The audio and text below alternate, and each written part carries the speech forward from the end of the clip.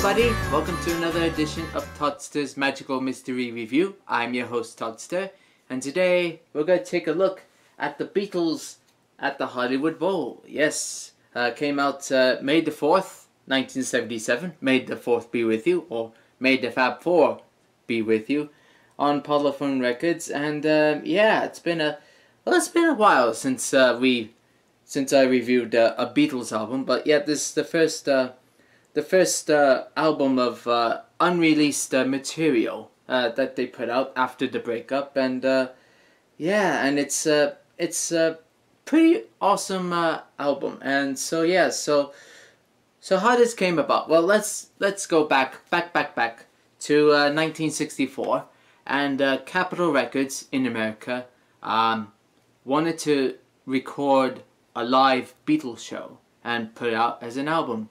And so they tried to, well, at first they tried to make a live recording of the Carnegie Hall concert in February '64, but I guess the American Musicians Union wouldn't allow it. So next thing they thought of was record the Hollywood Bowl show, which Bob Eubanks later from the Newlywed Game actually booked the Beatles to play there. And yeah, so August 23rd, 1964 was when they first played the Hollywood Bowl, and of course, you know, at that time, the live shows, they didn't have PA systems, and generally the audience, especially the screaming fans, was way much louder than the band. So they tried again the next year, 29th and 30th of August 1965, when they came back to play at the Bowl, and of course, it had the same results. So it never came out. It never came out as planned. And yet years later, Phil Spector was brought in to look into the Hollywood Bowl tapes, but it didn't materialize for some reason. So that was shelved. And then a couple things happened. One bootleg of one of the shows had surfaced.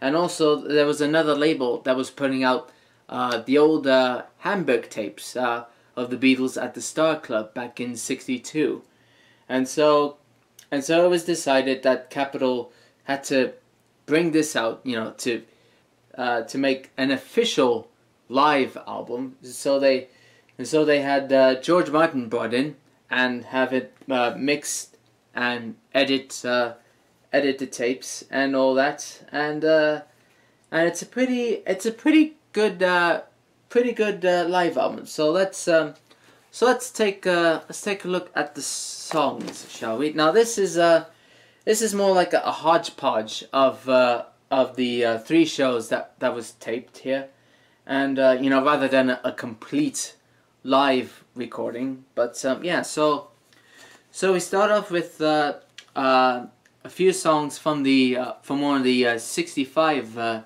shows, 30th of August. So we start off with Twist and Shout, which is a short version, which actually was used for the Shea Stadium film documentary. They just dubbed this version instead of the Shea Stadium version.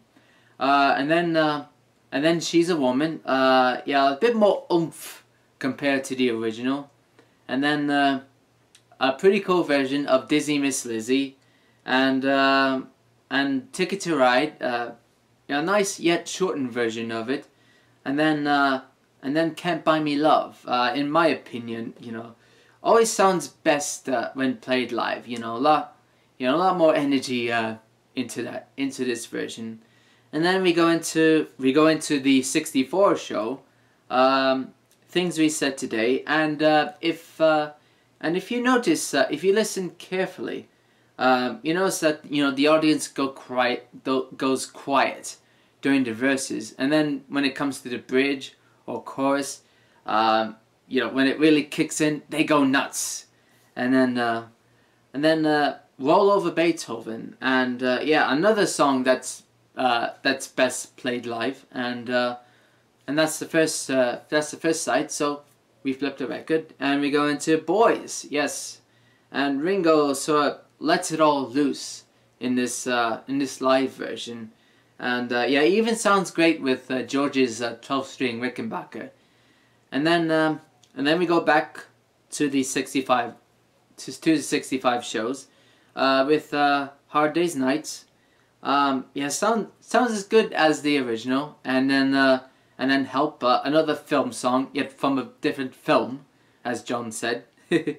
And yet, yeah, if you hear like all the live, mostly all the live versions, you know that John sort of messes up during the second verse. You know, always forgets the lines and all that. But yet, correct me if I'm wrong, he only got it right during one of the Houston shows during the same tour of '65. Yeah, so check it out, and you know, you get a kick out of the shouty DJ that was introduced. Quiet, quiet, quiet. But anyway, then we go back to the '64 show, All My Loving.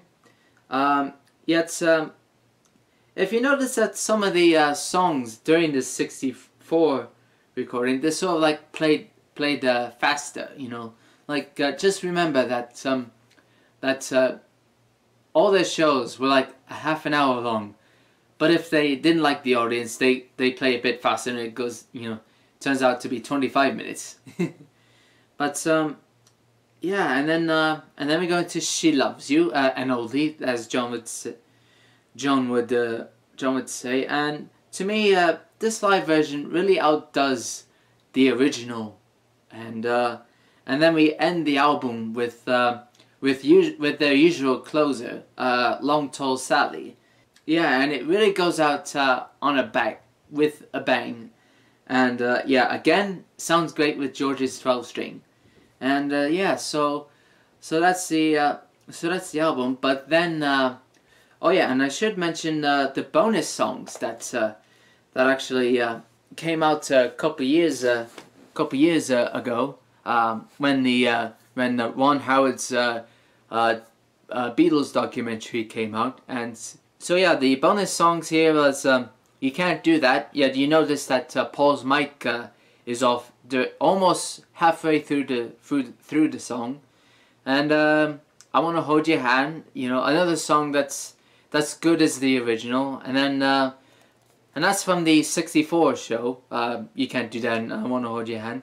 And then we go into the '65 shows. Everybody's Trying to Be My Baby, another good version, and Babies in Black. And yeah, and not there's a version of Babies in Black that actually came out like 20 years before on the Real Love single. Yet it used a different introduction, and yeah, so that's that's the album. So what to say? Well, it's well, it's nice to have a live album, you know, to show how the Beatles were great as a live band. Yet playing, you know, to thousands of screaming girls, you know, which was, you know, louder than the band, as I said. Yet my only opinion is that when they reissued this, you know, after, you know, years of being out of print, my only opinion is that they should have put out a deluxe version, like you know, put out, you know, all 3 concerts in their entirety, you know, unedited and all that, you know, so that, you know, as of right now, you know, a complete Beatles concert has yet to be released officially on record. But yeah, it would have been cool to have that, but yeah, it's a missed opportunity. But as far as my ranking or something, I would give this 4 Beatles out of 5. So 4 Beatles for the Beatles at the Hollywood Bowl. Yes. So My name is Toddster, and you just watched another magical mystery review, and we'll see you next time. Until then, toodaloo!